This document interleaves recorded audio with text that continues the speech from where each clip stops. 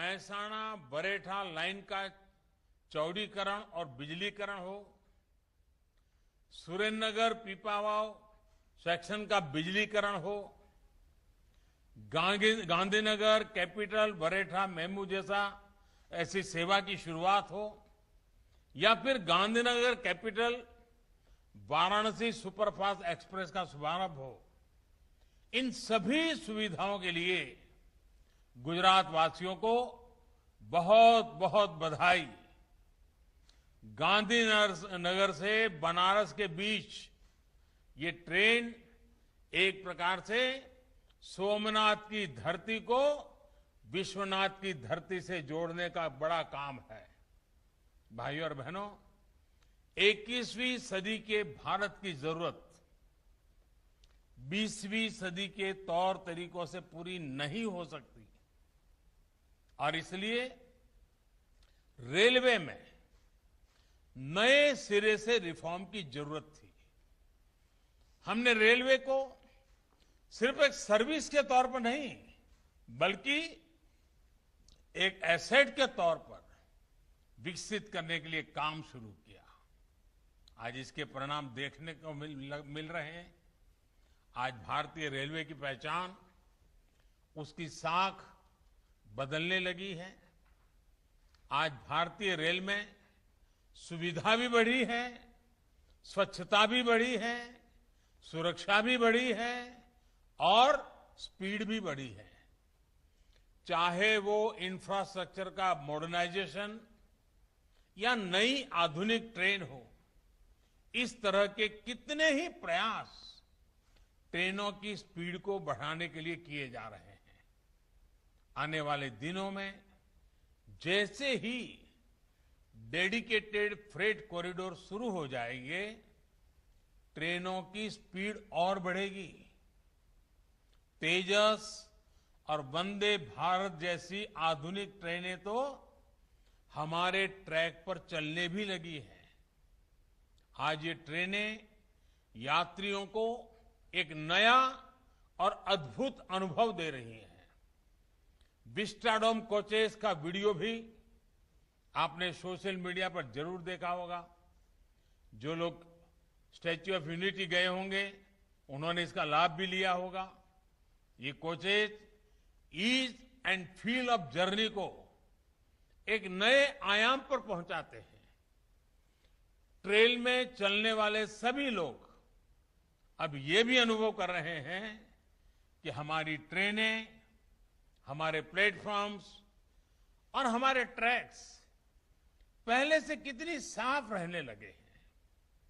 इसमें बहुत बड़ा योगदान उन 2 लाख से ज्यादा बायो टॉयलेट्स का भी है जो कोचेज में इंस्टॉल किए गए हैं। इसी तरह आज देश भर में प्रमुख रेलवे स्टेशनों का आधुनिकीकरण किया जा रहा है। टियर 2 और टियर 3 शहरों के रेलवे स्टेशन भी अब वाईफाई सुविधा से लैस हो रहे हैं। सुरक्षा के दृष्टिकोण से भी देखें तो ब्रॉडगेज पर अनमैन्ड रेलवे क्रॉसिंग्स को पूरी तरह से खत्म कर दिया गया है। कभी भीषण हादसों और अव्यवस्था की शिकायतों के लिए मीडिया में छाई रहने वाली भारतीय रेल आज पॉजिटिविटी लेकर आती है। आज भारतीय रेल को दुनिया के आधुनिकतम नेटवर्क और मेगा प्रोजेक्ट्स के लिए चर्चा में स्थान मिलता है। आज भारतीय रेल को देखने का अनुभव और नजरिया दोनों बदल रहे हैं और मैं गर्व से कहूंगा कि आज के ये प्रोजेक्ट भारतीय रेल के इसी नए अवतार की झांकी है। साथियों, मेरा स्पष्ट मत रहा है कि रेलवे देश के कोने कोने तक पहुंचे, इसके लिए रेलवे का हॉरिजॉन्टल एक्सपांशन जरूरी है। इसके साथ साथ रेलवे में कैपेसिटी बिल्डिंग, रिसोर्स बिल्डिंग, नई टेक्नोलॉजी और बेहतर सेवाओं के लिए वर्टिकल एक्सपांशन भी उतना ही जरूरी है। बेहतरीन ट्रैक, आधुनिक रेलवे स्टेशन और रेल ट्रैक के ऊपर आलीशान होटल, गांधीनगर रेलवे स्टेशन का ये प्रयोग भारतीय रेलवे में एक सार्थक बदलाव की शुरुआत है। रेल से सफर करने वाले सामान्य नागरिक को भी एयरपोर्ट जैसी सुविधाएं मिले, महिलाओं और छोटे बच्चों की विशेष जरूरतों को देखते हुए उनके लिए अच्छी व्यवस्था हो, ऐसा आधुनिक और सुविधाजनक स्टेशन आज देश को गांधीनगर को मिल रहा है। साथियों, गांधीनगर का नया रेलवे स्टेशन देश में इंफ्रास्ट्रक्चर को लेकर माइंडसेट में आ रहे बदलाव को भी दर्शाता है। लंबे समय तक भारत में इंफ्रास्ट्रक्चर को लेकर भी एक वर्गभेद को प्रोत्साहित किया गया और मैं आपको बताना चाहूंगा, आप सब तो भली भांति गुजरात के लोग जानते हैं, हम लोगों ने एक प्रयोग किया था जब मुझे वहां सेवा करने का मौका मिला था। हमारे जो बस स्टेशन हैं, उन बस स्टेशन को आधुनिक बनाने की दिशा में काम किया, पब्लिक प्राइवेट पार्टनरशिप मॉडल पर काम किया और जो कभी बस स्टेशन कैसी हालत रहती थी, आज हमारे गुजरात में कई बस स्टेशन आधुनिक बन चुके हैं। एयरपोर्ट जैसी सुविधाएं बस स्टेशन पर नजर आ रही है। और जब मैं दिल्ली आया तो मैंने हमारे अफसरों को गुजरात के बस स्टेशन देखने के लिए भेजा था, रेलवे के अधिकारियों को, और मैंने उनको समझाया था कि हमारे रेलवे स्टेशन ऐसे क्यों नहीं होने चाहिए। लैंड यूज का ऑप्टिमम यूटिलाइजेशन हो, रेलवे स्टेशन पर बहुत बड़ी इकोनॉमिक एक्टिविटी हो और रेलवे अपने आप में सिर्फ ट्रेन का आवागमन नहीं, एक प्रकार से इकोनॉमी का ऊर्जा सेंटर बन सकता है। जैसे एयरपोर्ट का विकास होता है, जैसे गुजरात में बस स्टेशनों का विकास का प्रयोग हुआ है, वैसे ही रेलवे के स्टेशनों का भी पब्लिक प्राइवेट पार्टनरशिप मॉडल पर विकास करने की दिशा में हम आगे बढ़ रहे हैं। आज गांधीनगर उसकी एक शुरुआत है। जन सुविधाओं में ऐसा वर्गीकरण, ये जो ये इसके लिए और ये अमीरों के ये सब हो रहा है, सब बेकार बातें हैं जी। समाज के हर वर्ग को व्यवस्थाएं मिलनी चाहिए। साथियों, गांधीनगर का आधुनिक रेलवे स्टेशन इस बात का भी बहुत बड़ा प्रमाण है कि रेलवे के संसाधनों का सदुपयोग करते हुए इसको आर्थिक गतिविधियों का सेंटर भी बनाया जा सकता है। आधुनिक टेक्नोलॉजी का उपयोग करते हुए ट्रैक के ऊपर ऐसा होटल बना दिया गया है जहां से रेल चलती हुई तो दिख सकती है लेकिन महसूस नहीं होती। जमीन उतनी ही है लेकिन उसका उपयोग दोगुना हो गया है। सुविधा भी बेहतरीन, पर्यटन, व्यापार और कारोबार भी उत्तम। जहां से रेल गुजरती है उससे प्राइम लोकेशन भला क्या हो सकता है। इस रेलवे स्टेशन से महात्मा मंदिर का जो भव्य दृश्य दिखता है, दांडी कुटीर दिखती है, वो भी अद्भुत है। दांडी कुटीर म्यूजियम आने वाले लोगों या वाइब्रेंट गुजरात समिट में आने वाले लोगों जब देश इसे देखेंगे तो उनके लिए भी एक टूरिस्ट स्पॉट बन जाएगा। और आज रेलवे का ये जो कायाकल्प हुआ है, महात्मा मंदिर से सट करके हुआ है, इसके कारण महात्मा मंदिर का महात्म्य भी अनेक गुना बढ़ गया है। अब लोग छोटी मोटी कॉन्फ्रेंस करने के लिए इस होटल का भी उपयोग करेंगे, महात्मा मंदिर के उपयोग करेंगे। यानी एक प्रकार से साल भर अनेक इवेंट्स के लिए यहां एक सामूहिक रूप से व्यवस्था मिल गई है। और एयरपोर्ट से सिर्फ 20 मिनट के रास्ते पर आप कल्पना कर सकते हैं कि देश विदेश के लोग इसका कितना उपयोग कर सकते हैं।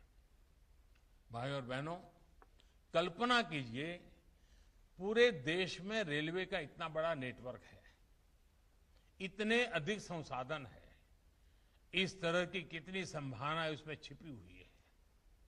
साथियों, भारत जैसे विशाल देश में रेलवे की भूमिका हमेशा से बहुत बड़ी रही है। रेलवे अपने साथ साथ विकास के नए आयाम, सुविधाओं के नए आयाम लेकर भी पहुंचती है। ये बीते कुछ वर्षों का प्रयास है कि आज नॉर्थ ईस्ट के राजधानियों तक पहली बार रेल पहुंच रही है।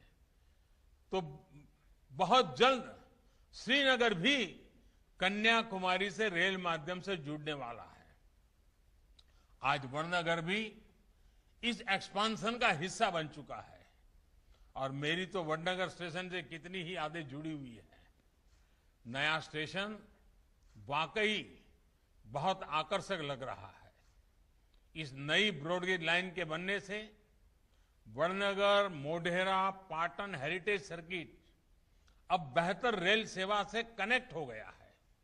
इससे अहमदाबाद, जयपुर, दिल्ली मेन लाइन से सीधी कनेक्टिविटी हो गई है। इस लाइन के शुरू होने से इस पूरे क्षेत्र में सुविधा के साथ साथ रोजगार और स्वरोजगार के नए अवसर भी खुल गए हैं। साथियों, महसाना बरेठा लाइन जहां हमारी धरोहर से हमें कनेक्ट करती है, तो सुरेंद्रनगर पीपावाव लाइन का विद्युतीकरण हमें भारतीय रेल के भविष्य से जोड़ता है। ये भारतीय रेल के इतिहास में सबसे कम समय में पूरा होने वाले प्रोजेक्ट्स में से एक है। ये रेल लाइन एक महत्वपूर्ण पोर्ट कनेक्टिविटी रूट होने के साथ साथ वेस्टर्न डेडिकेटेड फ्रेट कॉरिडोर के लिए भी फीडर रूट भी है। ये रेल मार्ग पीपावाव बंदरगाह से देश के उत्तरी भागों के लिए डबल स्टैंक कंटेनरों वाली मालगाड़ी की निर्बाध आवाजाही सुनिश्चित करने वाला है। साथियों, देश में यात्रा हो या फिर गुड्स ट्रांसपोर्ट, कम समय, कम खर्च और बेहतर सुविधा आज 21वीं सदी के भारत की प्राथमिकता है। इसलिए आज देश मल्टी मॉडल कनेक्टिविटी की तरफ कदम बढ़ा रहा है। इसके लिए एक विस्तृत रोड मैप पर काम चल रहा है। मुझे विश्वास है ट्रांसपोर्ट के अलग अलग मोड को जोड़कर लास्ट माइल कनेक्टिविटी आत्मनिर्भर भारत के अभियान को और गति देगी। साथियों, नए भारत के विकास की गाड़ी 2 पटरियों पर एक साल चलने हुए ही आगे बढ़ेगी। एक पटरी आधुनिकता की, दूसरी पटरी गरीब किसान और मध्यम वर्ग के कल्याण की। इसलिए आज भारत में एक तरफ नेक्स्ट जनरेशन इंफ्रास्ट्रक्चर के निर्माण पर इतना काम हो रहा है, वहीं दूसरी तरफ इनका लाभ गरीब को, किसान को, मध्यम वर्ग को मिले, ये भी सुनिश्चित किया जा रहा है। भाई और बहनों, गुजरात और देश के विकास के इन कार्यों के बीच हमें कोरोना जैसी महामारी का भी ध्यान रखना है। बीते 1.5 साल में 100 वर्ष की सबसे बड़ी महामारी ने हम सभी के जीवन को बहुत प्रभावित किया है।